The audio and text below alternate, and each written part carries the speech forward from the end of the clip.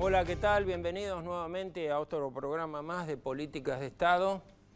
Y realmente durante estos últimos días podemos decir que cada vez se pone un poquito peor o más candente, no solamente la campaña política, que vamos a hablar un poquito hoy con nuestro invitado, sino que además vamos a ver la parte legal en lo que pasó en estos días, que era nada más y nada menos demostrar un contrato con cláusulas absolutamente privadas que no la podía ver nadie, y ahora, de acuerdo a lo que está dispuesto por la justicia, lo van a tener que hacer público.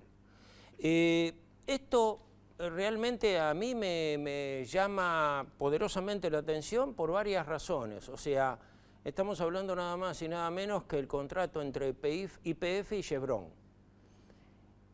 Y está involucrada, por supuesto, YPF. Empresa del Estado. ¿Qué pasará como antecedente a nivel legal? ¿Qué es lo que va a pasar con el resto de las empresas? Porque supuestamente si una persona le pregunta a ver cuáles son las cuentas de alguna empresa, sea la que sea del Estado, van a tener que mostrarlas. Creo que es un antecedente legal, a mi entender, muy importante. Por otro lado, hoy fue imputado Vanoli por las operaciones del mercado de dólar futuro, lo cual esa también es una señal bastante fuerte en lo que respecta a la parte no solamente legal, sino que diríamos si se están o no se están dividiendo los tres poderes, qué es lo que está pasando realmente. Hoy tenemos dos invitados acá con nosotros. Está el Guillermo Jesús Fanego, abogado penalista. Gracias, Guillermo, por estar presente. Y el doctor Claudio Omar Niño, que es legislador porteño por el PRO, legislador electo. ¿Entiendo? Electo. Bueno, fenómeno. Y como los tengo a los dos, no solamente la parte leguleya, sino la parte política, me gustaría justamente, antes de tocar el tema de Vanoli, que veremos qué es lo que le puede llegar a pasar, o lo que puede llegar a pasar realmente, primero lo de Chevron. Yo creo que es algo muy importante en lo que respecta a la Cámara Federal, que haya decidido publicar y hacer público un contrato que tenía ciertos puntos que eran absolutamente reservados. ¿Es correcto eso? Así es. En realidad fue la Corte que dictó el fallo. Perdón, la Corte. Sí, revocando una decisión de la Cámara.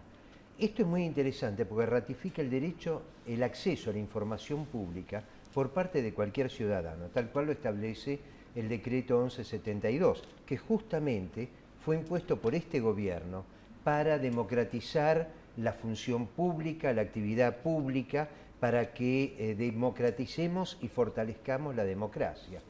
A raíz de estos acuerdos, cuando Giustiniani solicitó información, le fue negada, aduciendo, sin formular motivo alguno, que entraba dentro de una de las excepciones para no brindar la información que establece el decreto 1172. Ahora bien, vamos al concepto general. Las YPF, Sociedad Anónima, es una sociedad del Estado. Por lo tanto, está comprendida, que es lo que dice el fallo de la Corte, dentro de las obligaciones que tiene cualquier organismo del Estado de brindar información, salvo cuestiones que hagan a la seguridad, que hagan a la defensa nacional, muy pocas situaciones. Pero aún si hubieran adoptado alguna decisión rechazando el pedido de informes, sostenido en alguna de estas excepciones, debían haberlo fundamentado. No es simplemente decir, no te doy la información porque hace a la seguridad pública. No, ¿cuál es el motivo?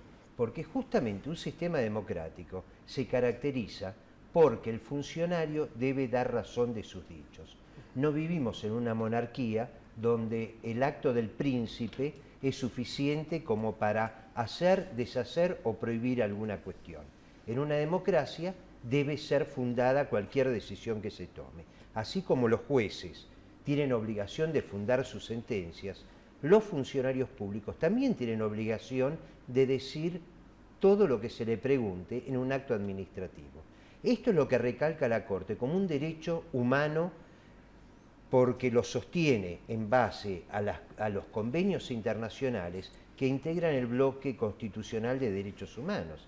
Es un derecho de todo ciudadano saber qué es lo que pasa con su patrimonio, su participación en el patrimonio nacional. Ahora, Guillermo, de acuerdo a lo que vos estás diciendo, diría que el día de mañana a alguien se le ocurre que tiene que averiguar qué es lo que pasó, por ejemplo, con una empresa estatal, cualquiera sea, digamos, Aerolíneas, y le tiene que dar la explicación correspondiente. Sin lugar a dudas, esto es así de clarito. Te vuelvo a repetir, salvo que esté incluido en alguna de las excepciones del anexo 7 del decreto 1172 del 2003, que son muy contadas, que hacen a la seguridad, a proyectos industriales que no se hayan todavía debidamente ratificado, o que tenga que ver con cuestiones que sean actos preparatorios. Es decir, son muy contadas las excepciones, pero el resto, todo organismo del Estado debe obligatoriamente brindar la información que se le pida, con la restricción de los datos personales, que eso está comprendido en la ley de habeas corpus, en la ley de habeas data. Pero el resto, las actividades son propias de esa sociedad anónima del Estado, debe dar la información como cualquier organismo del Estado. Claudio, estamos en un proceso, yo diría en final cortita, de un balotaje en el cual hay dos sectores.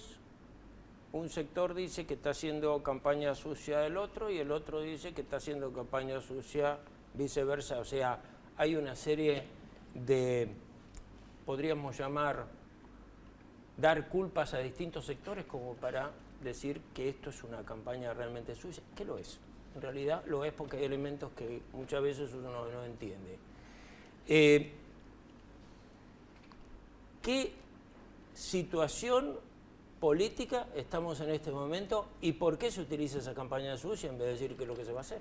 Mira, yo primero de la campaña sucia, para hacer una opinión debería ser uno ser cómico, porque la gente lo tomó como algo cómico. Si vos ves la respuesta con respecto a toda la campaña, había que llamar al payaso Plim Plim para que haga una interpretación de esto que se está planteando. Porque realmente la gente lo que quiere es propuestas, no quiere hablar de una situación de lo que están diciendo. Yo en lo particular y en lo personal trato de no dar una opinión con respecto a esto, porque no tiene demasiado sentido. Estos son más de los programas de Olmedo que una cuestión política. Lo que sí digo que lo que está pasando en la Argentina es que realmente la gente optó por un camino, optó por un cambio, no quiere más la continuidad del kirchnerismo que Scioli. Scioli es claramente la continuidad del kirchnerismo, como Aníbal Fernández es la continuidad del kirchnerismo. En la primera vuelta quedó muy claro a partir de lo que pasó en la provincia de Buenos Aires. Lo primero es que la gente se cansó de la no esperanza. La gobernadora le dio esperanza a la gente. Y los intendentes jóvenes que le ganaron a los llamados varones del conurbano, estas palabras medias así rimbombantes, varones del conurbano, como si estaríamos hablando de Felipe VII. Y estamos hablando de algunos sindicalistas. Me parece que lo que sí le ha dado a la gente es esperanza. Por eso gana una excelente candidata como es María Eugenia, que ya no es más candidata, ya es la gobernadora y va a demostrar que va a ser una gobernación excelente. Aníbal Fernández, no nos olvidemos que la continuidad impuesta por la presidenta. Y no es que salió de un huevo, no, salió de una elección del propio Frente para la Victoria.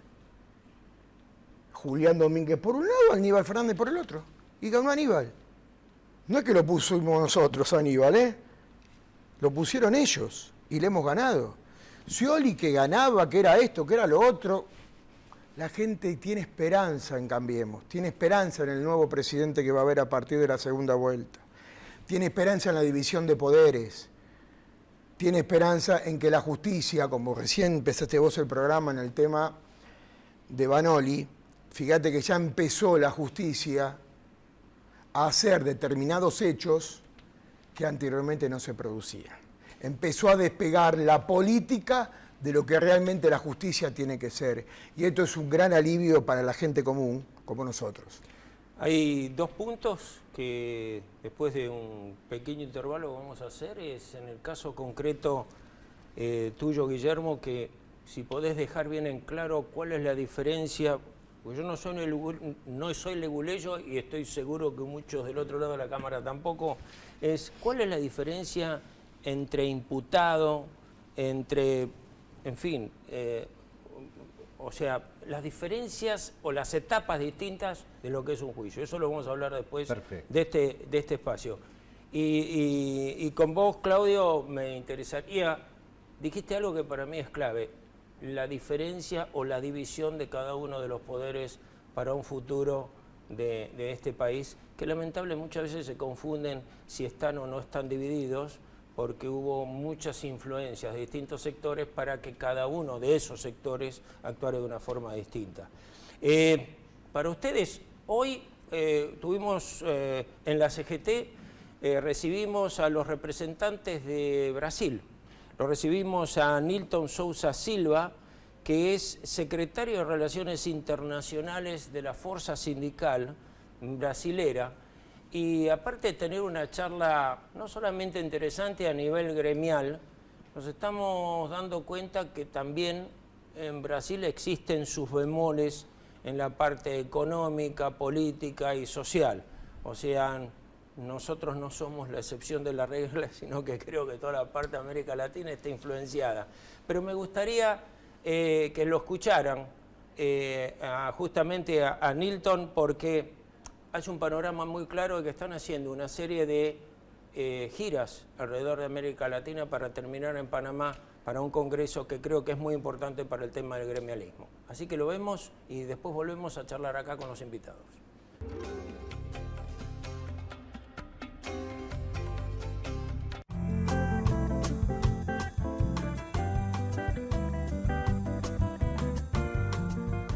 Bueno, estamos con unos visitantes brasileros, con Newton Neco, que es el representante general a nivel internacional de la Fuerza del Trabajo, entiendo que es así.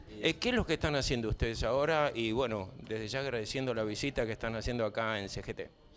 Primero, agradecer, ¿no? que a CGT se disponga a un par de tiempo para hablar sobre la conjuntura de nuestra región y también Latinoamérica y Caribe, ¿no?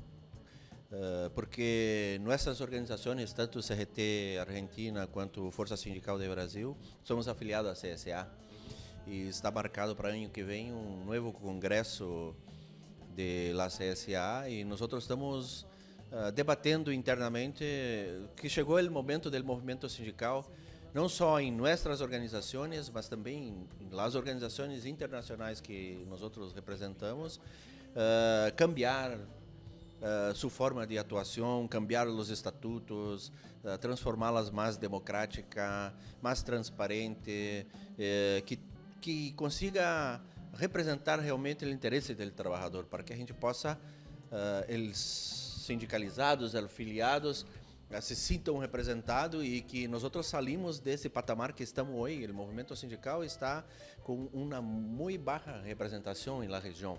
Então, precisamos cambiar nossa organização para que nossa organização tenha mais força e unidade interna para isso. Então, estamos fazendo essa gira, uma análise do problema que estamos vivendo tanto em Brasil quanto em Argentina e também como podemos trabalhar conjunto para propor algumas reformas importantes nos estatutos de nuestra organización. O sea, la gira que están haciendo ustedes es Brasil, Perú, Chile. Nosotros viemos já desde o começo de ano, tivemos um encontro em Cancún, inclusive que a CGT participou, onde saiu um documento defendendo esta posição de reformas dentro do movimento e viemos de México, tivemos em Panamá, tivemos em Costa Rica, El Salvador, Honduras, Guatemala, enfim, uma série de países e agora estamos cerrando a jornada de visitas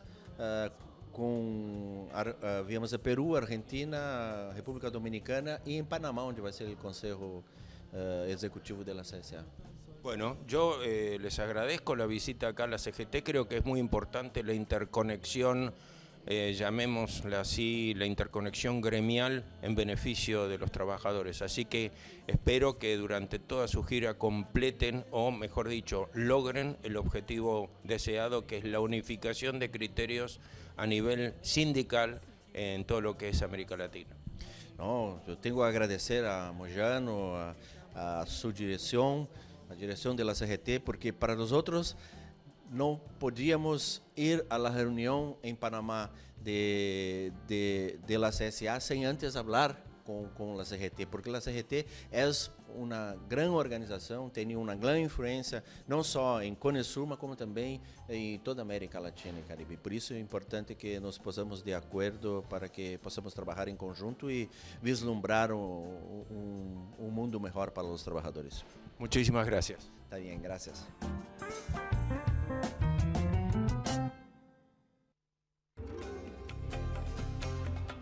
Bueno, tenemos acá mensaje de Susana Belgrano, le pregunta al legislador cuáles serán sus primeros proyectos. Ahora te doy la palabra y lo explicás. Luis de Pompeya saluda al legislador Niño Quemero, de ser pariente acá del legislador. No. Fana de Huracán, y le pide que trate de ayudar como tantas otras veces al club. Lidia La Matanza dice, le encanta el programa, siempre lo mira, muy claro los invitados en sus conceptos. Marcela de Almagro coincide con el legislador, la mayoría estamos hartos, cansados del kirchnerismo. ¿Proyectos? Sí.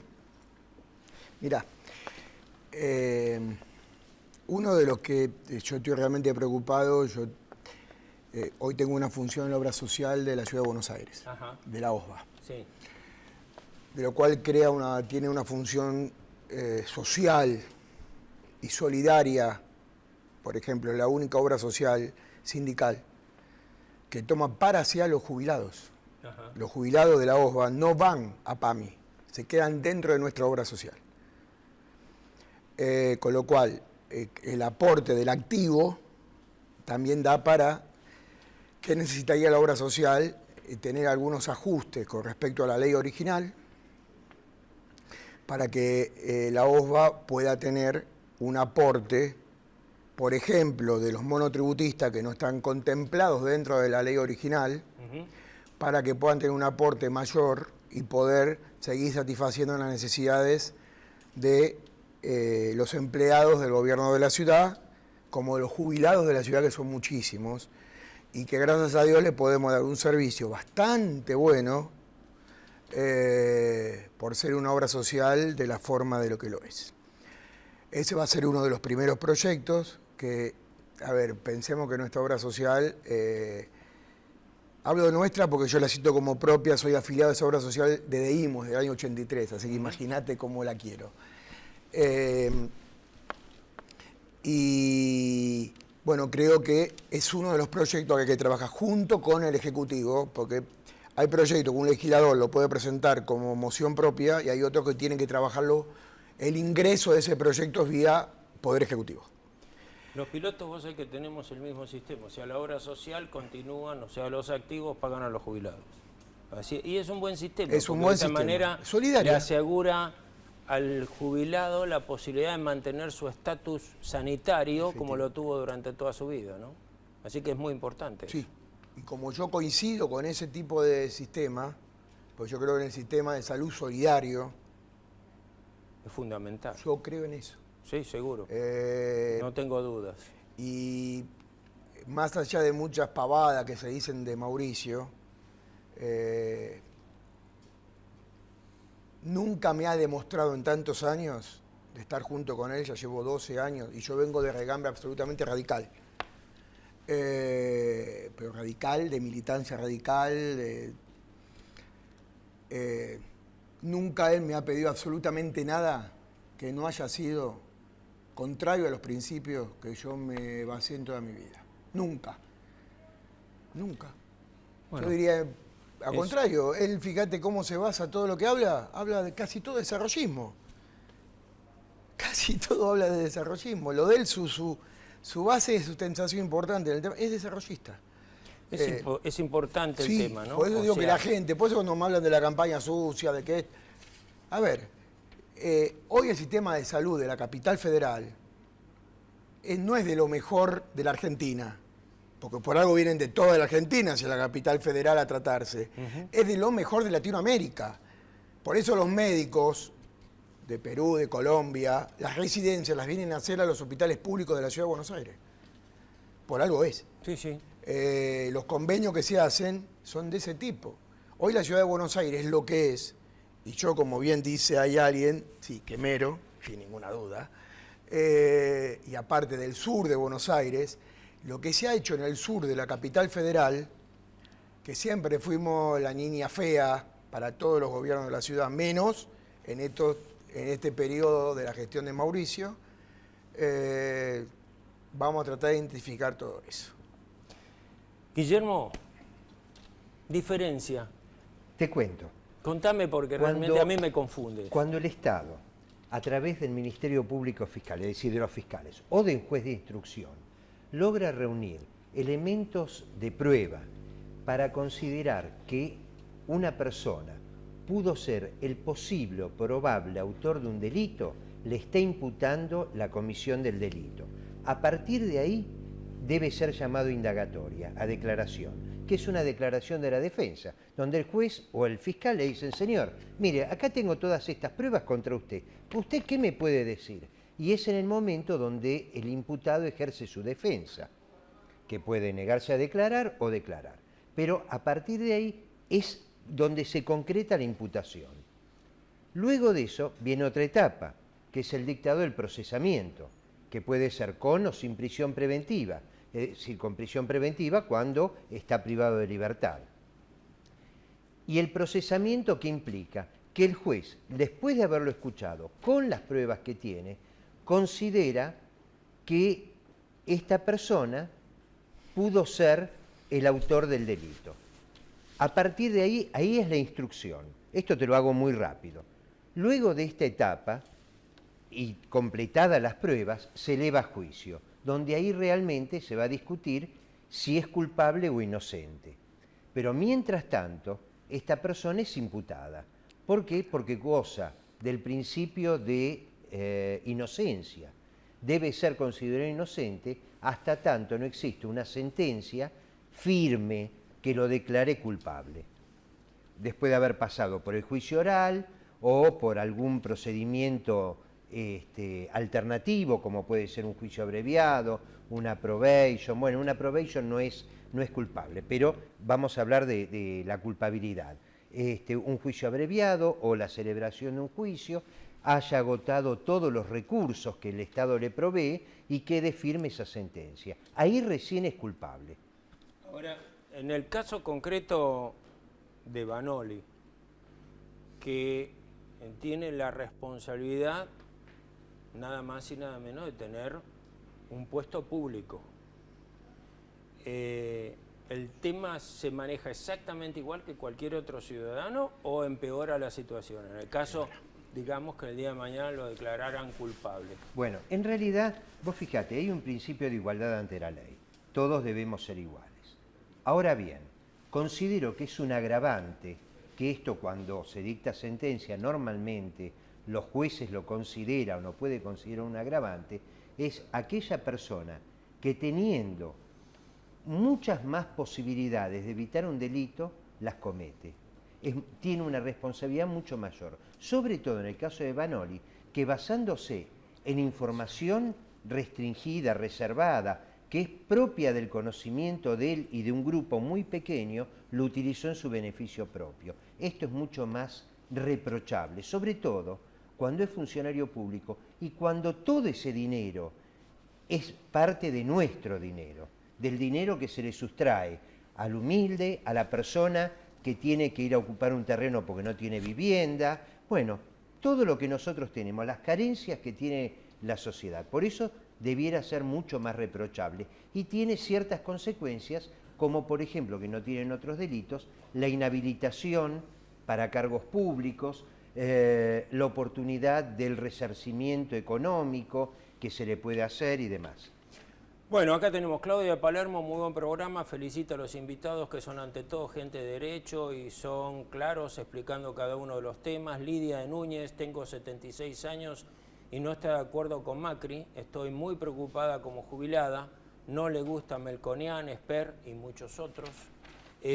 Raúl de Congreso quiere un cambio, pero nota que Cambiemos cree que ya ganó y en 10 días en nuestro país puede pasar de todo.